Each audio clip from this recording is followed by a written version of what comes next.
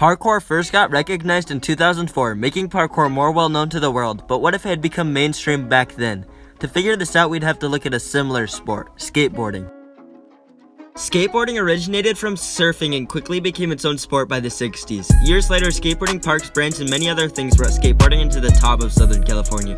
After a slight decline in popularity, skateboarding was back on track, gaining popularity in the late 80s.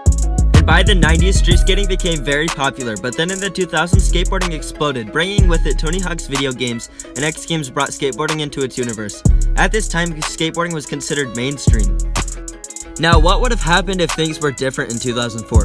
Obviously, parkour would be huge all around the world and most places would have nearby gyms and parks. Parkour would be more understood as a sport, not as badly seen to most of the general public. And now that it isn't 2004 anymore, we can't dwell on what it could have been, but what it's going to be in the future. The way parkour will change. Parkour will always have the same foundation as much as it changes. We will all try to help each other out in the sport because of our love for the culture and the sport in general. The main things that will change in parkour is that it may become a more competitive sport with things like World Chase Tag on the rise. This would lead to parkour brands growing. Teams like Botus Projects and Farang would hopefully be able to sponsor athletes and make parkour easier to live off of. And teams like Sora would be innovating the sport with their fashion trends. More and more brands, teams, and gyms would pop up. This would make parkour more profitable and give athletes many opportunities for the sport they love.